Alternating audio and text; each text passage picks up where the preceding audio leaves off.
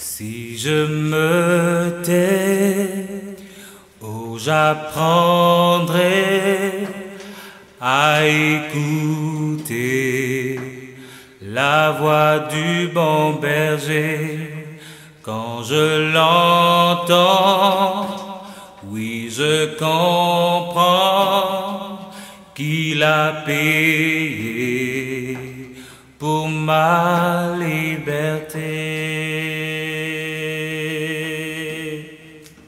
Si je me tais, oui j'apprendrai à écouter la voix du bon berger. Je l'entends, quand je l'entends, je comprends, oui, je comprends qu'il a payé pour ma liberté. quand je t'ouvre mon cœur, je te vois, ô Seigneur. Quand je t'ouvre mon cœur, je t'entends me parler. Et ta loi dans mon cœur toujours demeure. Et ta vie en chacun coule comme un torrent. Quand je t'ouvre mon cœur, je te vois, ô Seigneur.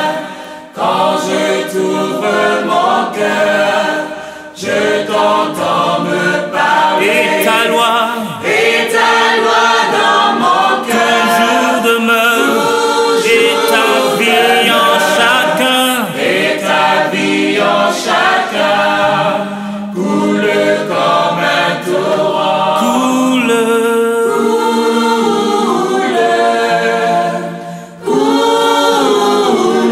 Ta vie en Et chacun, ta vie en chacun coule comme un torrent.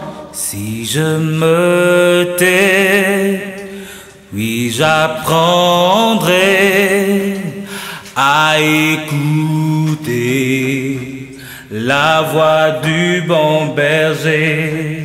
Quand je l'entends, oui je comprends qu'il a payé pour ma liberté. Si je me tais, J'apprendrai oui, j'apprends à écouter la voix du bon berger. quand je l'entends. Et je comprends qu'il a payé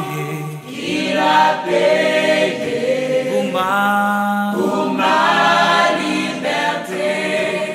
Quand je t'ouvre mon cœur,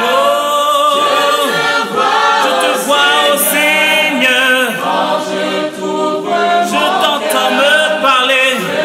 Et ta loi dans mon cœur et ta loi dans toujours demeure. toujours Ta vie en chacun, et ta vie en chacun coule comme un torrent coule.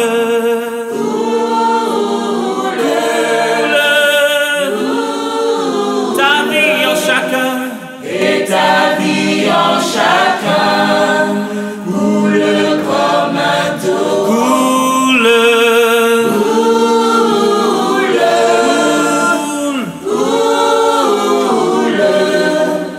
Et ta vie en chacun coule comme un torrent.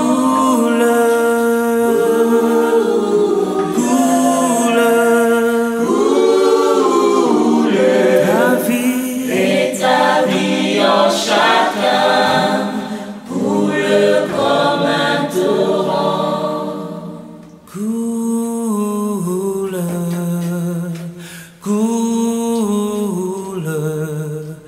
Et ta vie en chacun coule comme un torrent. Coule.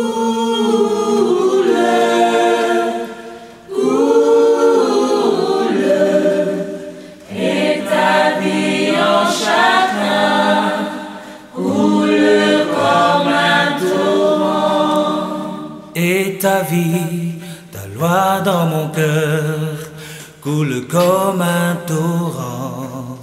Et ta vie, ta loi dans mon cœur coule comme un torrent. Et ta vie, ta loi dans mon cœur coule comme un torrent. et ta vie et ta loi dans mon cœur coule comme un torrent. Et ta vie et ta loi, ta vie dans mon cœur coule comme un torrent. Et ta vie et ta loi dans mon cœur coule comme un torrent. Et ta vie et ta loi dans mon cœur coule comme un torrent. Et ta vie et ta loi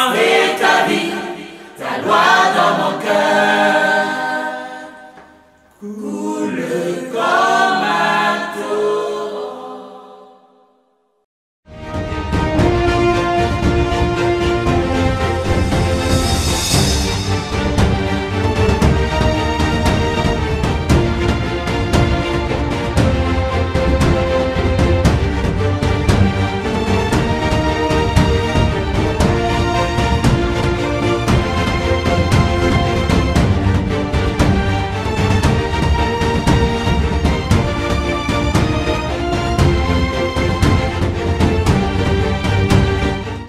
Shalom, shalom frères et sœurs, soyez les bienvenus à cette autre édition donc du cheminement des 7 semaines titre de l'année 2025, de ce grand cheminement que nous avons déroulé depuis un bon moment. Et donc le thème général est vivre la résurrection dans la puissance de l'Esprit Saint. Un bon moment donc à partager ensemble. Je vous prie donc de bien vous asseoir confortablement pour suivre le message que nous allons partager avec vous. Si ce message, vous le recevez et que vous l'accueillez dans votre cœur, il apportera beaucoup de fruits et vous fera du bien en cette période où nous préparons donc ce grand cénacle à venir pour recevoir l'Esprit Saint. Bien-aimés frères et sœurs, le thème qui nous rassemble aujourd'hui est intitulé comme suit: un cœur renouvelé pour une mission renouvelée. Confère Ézéchiel chapitre 36, versets 26 et 27. Nous reviendrons donc sur ce passage. Frères et sœurs, l'œuvre de Dieu dans la vie du croyant commence toujours par une transformation intérieure avant de s'étendre à une mission extérieure. Avant d'envoyer ses disciples annoncer l'évangile, Jésus les a formés, sanctifiés et remplis de l'Esprit Saint. De la même manière, Dieu veut nous donner un cœur nouveau pour que nous puissions être des témoins efficaces pour son amour et pour son salut. Frères et sœurs, dans Ézéchiel, le chapitre 36, versets 26 et 27, le Seigneur promet de remplacer notre cœur de pierre en un cœur de chair, un cœur sensible à sa voix, obéissant à ses commandements et prêt à servir. Cette transformation trouve son accomplissement dans le baptême dans l'Esprit et dans l'envoi missionnaire de Jésus en Matthieu le chapitre 28, verset 18 au verset 20. Nous allons donc explorer cette réalité à travers 3 axes. Le premier, il est intitulé « Se laisser transformer en profondeur pour être un disciple authentique et fervent ». Comme pour dire que pour annoncer déjà la parole de Dieu, pour être serviteur du Seigneur, il nous faut d'abord une transformation profonde, une transformation intérieure avant d'être un disciple authentique. Le deuxième axe que nous verrons sera de comprendre que le baptême dans l'Esprit est une puissance pour la mission. Si nous voulons, n'est-ce pas, que nos missions soient porteuses de fruits, nous devons donc en réalité, n'est-ce pas, vivre le baptême dans l'Esprit. Et c'est ce à quoi nous nous préparons maintenant au travers donc de ce cheminement des 7 semaines. Et enfin, notre troisième axe parlera de se préparer à annoncer l'évangile avec zèle et puissance, à l'image des apôtres. Se laisser transformer en profondeur pour être un disciple authentique et fervent. C'est notre premier axe que nous voulons développer maintenant. Parcourons Ézéchiel le chapitre 36, les versets 26 et 27. Je lis. Je vous donnerai un cœur nouveau. Je mettrai en vous un esprit nouveau. J'ôterai de votre chair le cœur de pierre et je vous donnerai un cœur de chair. Je mettrai mon esprit en vous et je ferai en sorte que vous suiviez mes lois et que vous observiez et pratiquiez mes coutumes. Parole du Seigneur. Bien-aimés frères et sœurs, avant de parler de mission, il faut parler de conversion profonde. En fait, c'est ce que nous révèle ce bout de passage que nous venons de lire et tiré donc du livre d'Ézéchiel. Il nous faut parler de conversion profonde. Un cœur renouvelé est un cœur qui, premièrement, renonce à l'ancienne manière de vivre.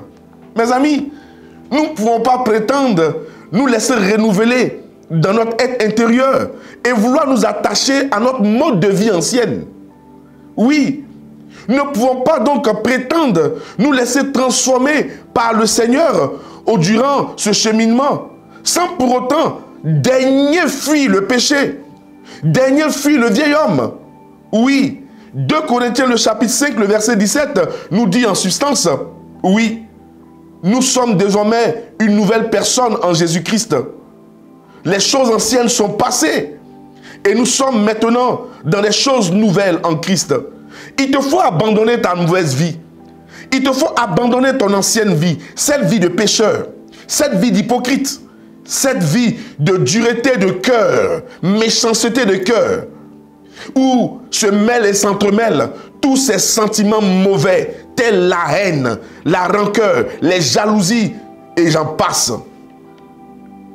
Pour laisser notre cœur être renouvelé, il nous faut deuxièmement chercher à se conformer à la volonté de Dieu.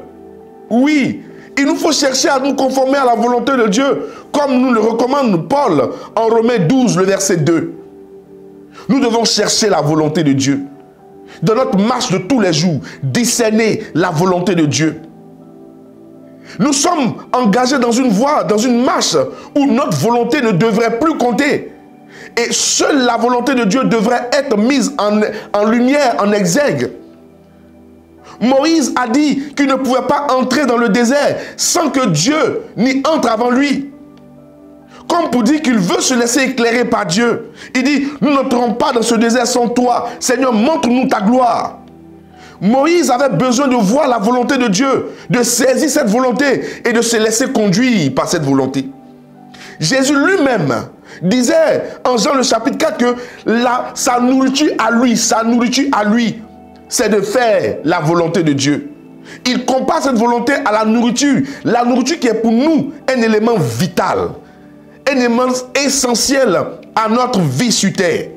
Comme pour dire que nous ne pouvons pas nous engager dans cette marche du renouvellement intérieur, dans cette marche du changement de cœur, sans pour autant, n'est-ce pas, chercher à conformer notre vie à la volonté de Dieu. Sans pour autant faire de la volonté de Dieu notre nourriture au quotidien.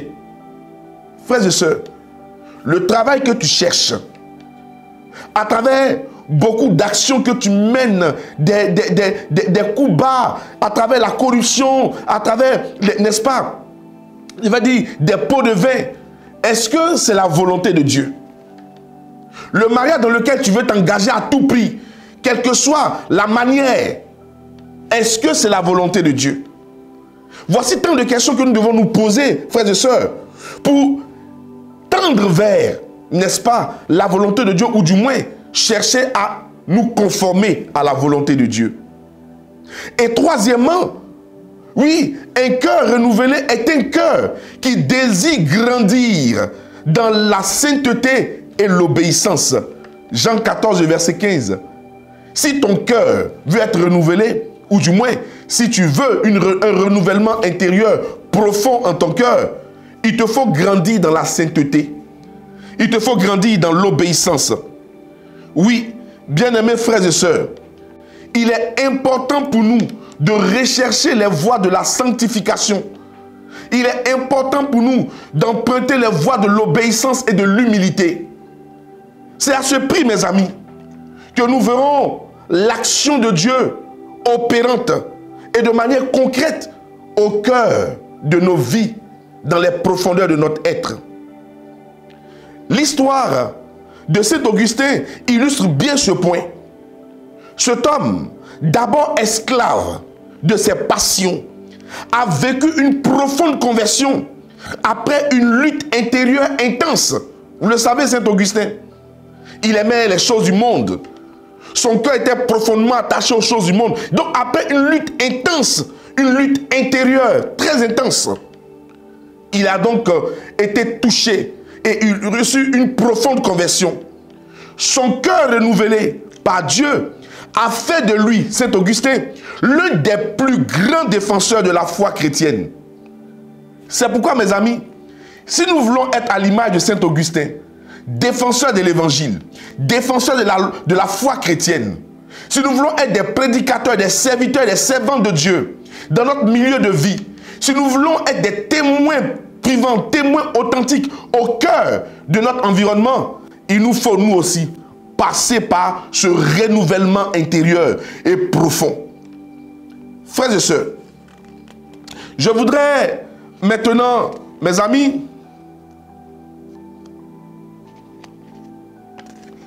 oui, frères et sœurs, Saint Augustin est passé donc par un renouvellement intérieur très profond. Alors, pour y arriver, je nous donne quelques orientations. D'abord, mon ami, il te faut faire un examen de conscience en te posant cette question. Y a-t-il encore en moi des résistances à l'action de Dieu? Voici la question qui mérite d'être posée quand un cœur cherche un renouvellement profond. Y a-t-il encore en moi des résistances, pardon? Y a-t-il encore en moi des résistances à l'action de Dieu?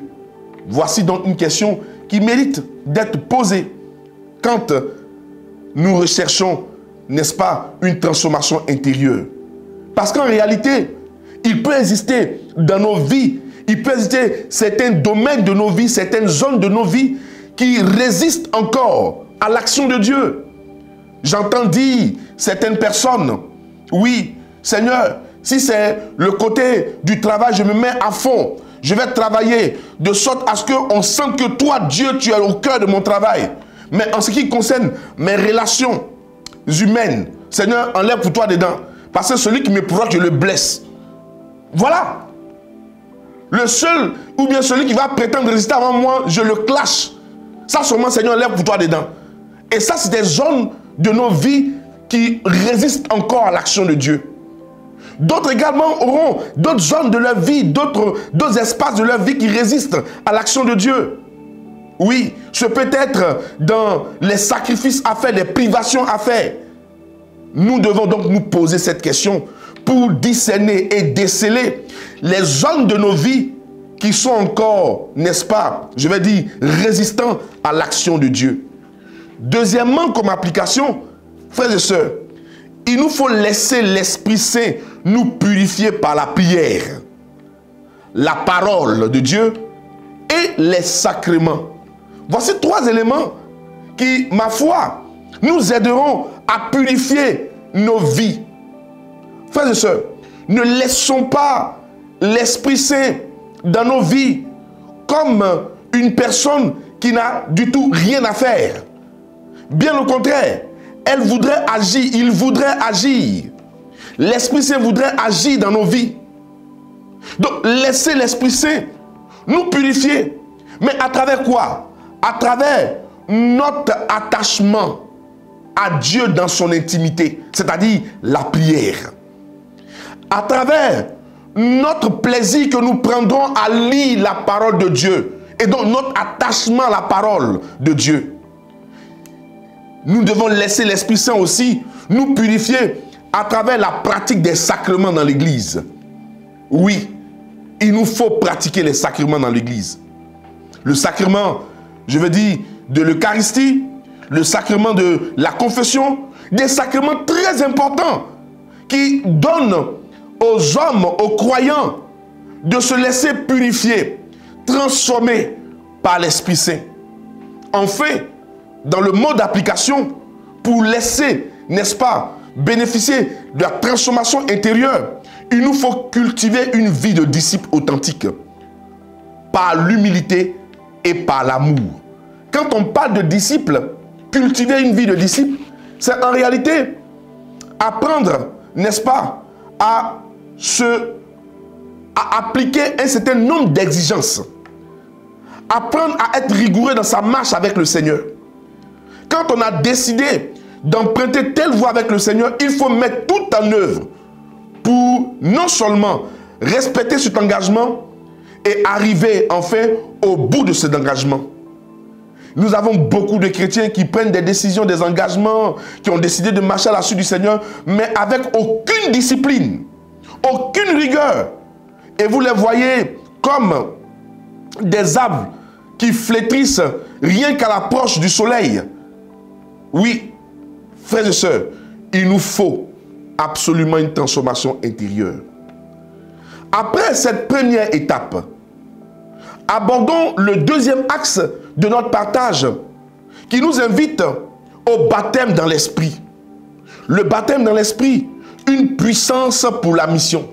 Je nous ai dit, premièrement, si nous avons donc, n'est-ce pas, comme objectif d'être des témoins de la parole, des témoins de l'évangile, il nous faut commencer d'abord par une transformation intérieure. Après l'étape de la transformation profonde intérieure, il nous faut maintenant passer au cap du baptême dans l'esprit, qui est en réalité une puissance pour la mission. Nous voulons être des témoins authentiques, des serviteurs authentiques qui portent des fruits et des fruits qui demeurent. Ça commence d'abord par le baptême dans l'esprit. En Actes le chapitre 1, le verset 8, il est dit ceci: mais vous allez recevoir une puissance, celle du Saint-Esprit, qui viendra sur vous. Alors, vous serez mes témoins à Jérusalem, dans toute la Judée et la Samarie et jusqu'aux extrémités de la terre. Waouh! Ils vont devenir témoins dans toutes ces zones que le Seigneur a bien pris soin de citer. Témoins à Jérusalem, dans toute la Judée et la Samarie, jusqu'aux extrémités de la terre. En fait, il n'y aura pas un endroit de la terre où l'évangile ne sera pas proclamé. Mais avant, il faut d'abord le baptême dans l'esprit. C'est pourquoi le Seigneur commence par dire: vous recevrez une puissance, celle de l'esprit. Le baptême dans l'esprit n'est pas un simple moment d'extase spirituelle où je sens quelque chose, où c'est beau, où l'esprit, où ça brûle en moi. C'est pas un moment d'extase spirituelle. Non, non, non. Le baptême dans l'esprit, c'est un équipement pour la mission. Ils ont reçu des langues de feu. Et ces langues de feu les a équipés pour la mission. Dès qu'ils ont été équipés par ces langues de feu, ils ont commencé à prêcher. Chacun à son niveau parlait en langue et les gens pouvaient les entendre. Des cœurs étaient touchés. Mes amis, on a trop entendu dire: je suis passé à cette effusion. Oh, mais l'effusion là c'était chic. Beaucoup d'hommes sont tombés. Il y a où Dieu m'a saisi, où j'ai senti ça. On a dit que j'ai un don de vision. On a dit que ce n'est pas ça seulement. C'est un équipement pour la mission. Depuis que tu as été effusé, dis-moi, à quel moment as-tu été témoin?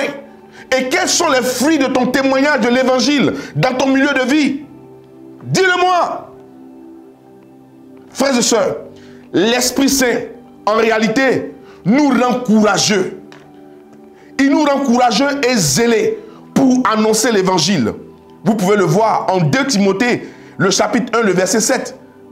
Paul invitait son fils à comprendre que l'Esprit Saint n'a rien à voir avec l'esprit de timidité, de peur. Il nous rend courageux et zélés. Tu as eu honte de parler de Dieu dans ton environnement, dans ton milieu de vie. Tu as eu honte de parler de Dieu à ton patron. Même de faire ce que Dieu recommande devant tes collègues. Quand il t'invitait à la corruption, quand il t'invitait à prendre des pots de vin, tu pouvais dire non. Mais tu as dit oui, parce que tu as eu peur de leurs réactions, de leurs commentaires ou de leurs moqueries. Oui, l'Esprit Saint nous donne des dons spirituels pour témoigner avec puissance. Aucune effusion ne peut se faire, ou bien aucune effusion n'a été faite sans que l'Esprit de Dieu n'ait équipé ses enfants de dons spirituels. Et ces dons-là nous donnent de pouvoir exercer, n'est-ce pas, la mission en tant que telle, de toucher des cœurs, d'ouvrir des portes qui sont fermées, hermétiquement fermées, mais par le déploiement de ces dons, par l'utilisation de ces dons, l'Esprit de Dieu vient faciliter la tâche à tous ses serviteurs et à tous ses témoins de l'Évangile. Vous pouvez le voir en 1 Corinthiens, le chapitre 12, versets 7 à 11. Je ne lirai pas ce passage, mais Paul fait l'étalage de plusieurs dons spirituels. L'Esprit Saint nous guide et inspire nos paroles et actions. Mes amis, quand nous avons vécu un baptême dans l'Esprit et que nous sommes désormais conduits, équipés par l'Esprit, selon Luc 12, 12, l'Esprit de Dieu vient comme nous inspirer. Il nous donne les paroles qu'il faut. Il nous mène à poser les actions qu'il faut. C'est pourquoi, dans ce cheminement, je veux t'inviter à faire la prière à l'Esprit Saint et lui demander de vivre un réel baptême dans l'Esprit, une réelle effusion, pour qu'à ton niveau, toi aussi, tu reçoives l'équipement nécessaire pour être témoin, commençant déjà dans ta famille, avec tes amis au quartier et en le propageant partout là où tu iras. Écoutez-moi bien. Les apôtres étaient peureux avant la Pentecôte. Mais une fois remplis de l'Esprit Saint, ils sont devenus des témoins audacieux, défiant même les autorités de leur époque, défiant même les autorités pour proclamer la résurrection de Jésus-Christ. Actes le chapitre 4, versets 19 à 20. Aujourd'hui là, on peut dire Jésus est ressuscité, puis on nous regarde, on ne parle pas. Mais avant, tu peux aller dire Jésus est ressuscité au temps de Pierre, au temps de Jacques. Est-ce que les gens pouvaient se lever pour dire qu'il est... D'ailleurs, on avait déjà dit aux soldats, dites, voilà la version que vous devez dire. Le narratif de Pilate. Ils sont venus voler son corps. Il n'est pas ressuscité. Ça, c'est le narratif des Romains, le narratif des Juifs. Mais il fallait rectifier ce narratif. Parce que le Christ jeté dans le tombeau est réellement ressuscité. Et c'est l'Esprit Saint qui a donné le courage, l'audace à ces chrétiens, ces disciples, autrefois apeurés dans la chambre haute, maintenant revêtus d'équipement de l'Esprit. Ils peuvent parler avec audace, même aux autorités qui avaient leur propre narratif. Je te parle de l'Esprit. C'est pourquoi, mon frère, ma soeur, si tu veux vivre une belle effusion, un baptême dans l'Esprit, cherche d'abord une effusion renouvelée de l'Esprit Saint. Il y a des gens qui sont là, moi j'ai déjà reçu une effusion, moi j'ai été déjà effusé. L'effusion, c'est une effusion renouvelée. Elle ne finit pas. Nous avons été effusés à notre baptême, nous avons été effusés à notre confirmation, et au cours des assemblées de prière et tout ça, quand bien même que ce n'est pas, je vais dire, le même degré de grâce et de bénédiction que nous recevons au baptême et à la confirmation, mais chaque fois que nous sommes en assemblée, que nous invoquons l'Esprit, nous laissons l'Esprit de Dieu nous effuser. Alors, il faut rechercher une effusion renouvelée de l'Esprit. Deuxièmement, nous devons mettre nos dons au service de la mission et de l'Église. Nous devons mettre nos dons. Des gens, moi, il y a un don de vision. Moi, il y a un don de... Et puis, ils cachent les dons, on ne les voit pas. Ils sont apeurés, ils sont cachés quelque part. Nous devons mettre nos dons au service de la mission. Si Jésus, par son esprit, nous a équipés de dons et de charismes, c'est pour que nous puissions les exercer. On ne peut pas, nous dit Jésus, allumer une lampe et la mettre sous un boisseau. Ce n'est pas possible. On ne peut pas avoir un tel don, un tel talent, un tel charisme et aller creuser la terre et la mettre dedans. Oui, mes frères et sœurs, nous sommes appelés à prendre conscience que les dons que nous avons reçus, nous devons les mettre au service de l'Église, au service de la mission. Troisièmement, il nous faut ne pas garder notre expérience spirituelle pour nous-mêmes. Il y a des gens qui disent, moi le Seigneur m'a fait ça, et puis ils gardent ça pour eux. les expériences spirituelles que Dieu a accomplies dans leur vie, ils gardent ça pour eux. Mais il nous faut partager ces expériences spirituelles-là. Il nous faut les partager pour le bien de l'Église, pour le bien de nos frères et sœurs. Mes amis, nous avons abordé premièrement une étape pour parler du cœur renouvelé, pour une mission renouvelée. Si nous entendons, n'est-ce pas, aller être des témoins de l'évangile, ou nous entendons être des missionnaires, il nous faut d'abord penser à la première étape qui est un renouvellement intérieur. Et que par ce renouvellement intérieur, les choses extérieures puissent porter des fruits. Deuxièmement, il nous faut en réalité une fusion de l'esprit, donc un baptême dans l'esprit qui est en fait une puissance pour la mission. Ceux qui veulent aller en mission, qui veulent être des serviteurs, qui veulent être des témoins de l'évangile au cœur de ce monde, n'est-ce pas, des fois perverti, un monde blessé, un monde désemparé, nous avons tous besoin d'une fusion de l'esprit. Troisièmement, je voudrais partager ce troisième axe avec vous. Ce texte nous invite à nous préparer à annoncer l'évangile.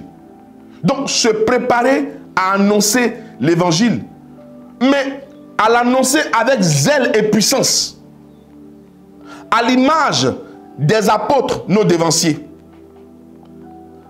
Matthieu, le chapitre 28, le verset 18 au verset 20, il a dit ceci, je lis: « Tout pouvoir m'a été donné au ciel et sur la terre. Allez donc de toutes les nations, faites des disciples, les baptisant au nom du Père et du Fils et du Saint-Esprit, et leur apprenant à observer tout ce que je vous ai prescrit.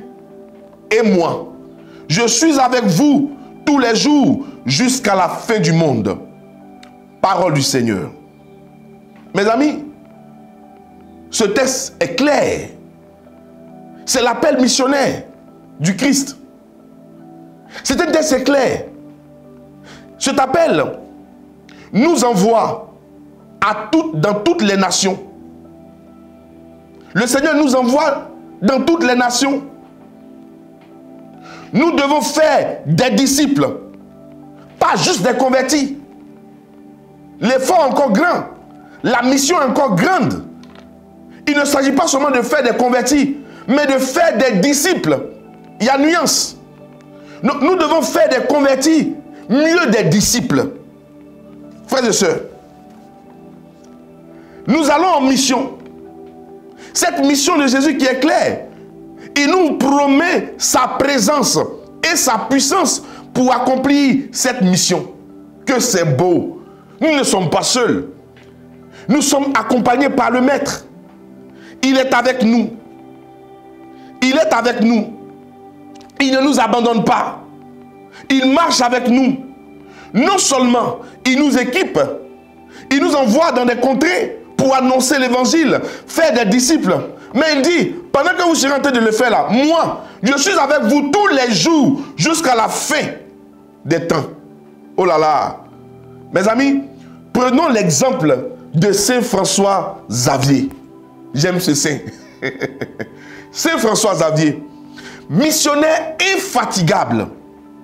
Après avoir reçu le feu de l'esprit, il a parcouru l'Inde, le Japon et même la Chine. Vous connaissez ces endroits-là? Il n'y a pas affaire de Dieu là-bas comme ça. Hein? Jésus-Christ dit non. C'était des endroits hostiles. Il a parcouru l'Inde, le Japon et même la Chine, évangélisant avec zèle et puissance. J'ai envie de poser la question, et toi? Et toi? Jusque-là, qu'as-tu fait? Après tes nombreuses effusions, qu'as-tu fait? Tu es dans l'église en train de parler, ouyo, dans l'église on ne comprend rien. C'est toi qui fais parler partout dans l'église pour montrer que tu as un don. Il y a des compétitions à n'en point fini de dons de charisme, de meilleurs prédicateurs, de meilleurs quoi appelle ça, dons de miracles ici. Dans l'église, on participe à tous ces scénarios-là, des dons. Le monsieur là, quand il a reçu le feu de l'esprit, il est sorti de l'église. L'église en sortit. Vous vous souvenez un peu des messages du pape, le pape François, l'église en sortit. En prenant, n'est-ce pas, l'image de ce semeur qui sortait s'aimer. Un semeur est sorti s'aimer. Il sort faire son travail. On est dans l'église là, en train de rivaliser. Je suis fort que lui là. Moi j'ai beaucoup de notions que lui là. Moi c'est le feu. Moi c'est l'eau. Moi c'est tout ici. Moi c'est la terre. On ne comprend rien. Les rivalités nous tuent et tuent l'église. Et pourtant, c'est François Xavier, le missionnaire infatigable. Quand on dit missionnaire, ce n'est pas l'église. L'église elle-même là, elle est par essence même, l'église est missionnaire. Donc elle sort pour aller évangéliser. L'église va trouver des disciples. Voilà. Et donc, c'est François Xavier, le missionnaire infatigable. Il parcourt ces continents-là, ces zones-là, l'Inde, le Japon, la Chine, pour annoncer avec zèle la puissance de Dieu. En tout cas, moi j'ai l'envie. J'ai fait comme lui. Mes amis, comment y arriver? Pour vivre une telle expérience, premièrement, il faut d'abord se former à l'évangélisation pour mieux annoncer la foi. Il faut se former à l'évangélisation. Les gens ne sont pas formés, ils se lèvent, ils ont dormi une fois, Dieu leur a monté un verset biblique, c'est fini, ils sont devenus prédicateurs. Les gens ont lu un passage là, ils ont compris d'une manière, ils sont devenus prédicateurs, super enseignants. Certains eux-mêmes, ils ont écouté par procuration. Telle personne enseignait telle chose là, ils ont entendu, ils ont pris l'enseignement et puis ils sont devenus enseignants dans l'église. Ah, mon ami, si nous voulons aller loin, il nous faut nous former à l'évangélisation pour mieux annoncer l'évangile, pour mieux annoncer la foi chrétienne. Ensuite, il faut témoigner avec courage dans notre quotidien. C'est ce qui nous manque souvent, surtout en église catholique. Maintenant, je vois avec certaines communautés chrétiennes, catholiques, qui font bouger un peu les choses. Ils sautent. Ils vont dans les coins reculés, dans des carrefours, du marché et bien d'autres, annonçant l'évangile. C'est tellement beau. C'est tellement beau. Et nous devons le faire. Vivre, nous devons le faire. Témoigner avec courage l'évangile dans notre quotidien. Si on a peur d'annoncer qui est Jésus là, on a peur de dire qu'on aime Jésus, que Jésus il est ressuscité, il est mort, il est ressuscité. On a honte de dire. Les gens sont en train de raconter partout que notre Jésus n'est pas mort. Les gens disent que lui, quand ils l'ont touché là, tellement il avait fait, il s'est évanoui sur la croix. C'est ce qu'ils sont en train de raconter. Allez-vous accepter un tel mensonge, une telle attaque de notre foi? Car en réalité, notre foi est fondée sur la mort, la résurrection de Jésus. Mes amis, il ne faut pas toucher à ma foi. Je la défendrai comme je pourrai, avec toutes les âmes que l'Esprit me donne. Et je veux commencer par annoncer que mon Seigneur et mon Sauveur Jésus-Christ de Nazareth, il est Dieu. Il s'est fait homme. Il est mort à la croix pour moi. Par obéissance à son Père. En mourant pour moi. Il m'a donné la vie, portant sur lui tous mes fardeaux. Mes amis, il faut aussi apprendre à vivre dans la présence de Jésus. Vivre de la présence de Jésus, car il est avec nous dans cette mission. C'est pour nous inviter à demeurer dans l'intimité du Père. Jésus lui-même le dit. Lui, il est dans le Père est en lui. Et de la même manière dont il est dans le Père et le Père en lui, il demande que nous soyons en lui, Jésus. Et si nous demeurons en lui, c'est que nous demeurons dans le Père et le Père demeure en nous. J'aime trop bien Jésus. Ça, c'est des formules mathématiques. Hein? J'aime Jésus. Frères et sœurs, je veux chuter. Terminons notre partage à travers cette conclusion. Dieu veut faire de nous des disciples transformés et missionnaires engagés. Des disciples transformés et des missionnaires engagés. Un cœur renouvelé conduit à une mission renouvelée. Si nous avons des cœurs profondément renouvelés, nos missions ne seront plus les mêmes. Nos missions porteront de plus en plus de fruits.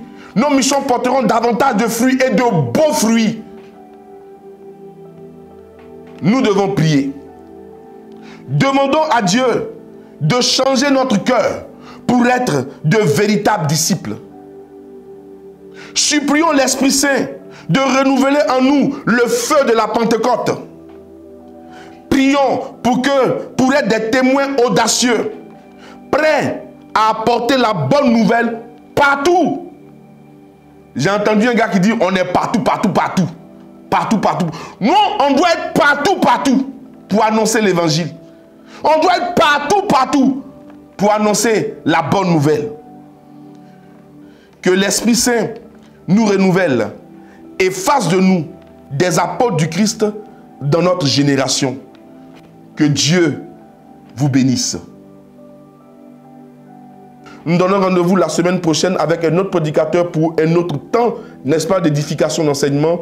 D'ici là, portez-vous bien et que Dieu vous bénisse. N'oubliez pas de partager massivement cette vidéo et de permettre à d'autres frères et sœurs de, n'est-ce pas, méditer ces paroles que nous venons d'entendre. Que Dieu nous bénisse. Au revoir.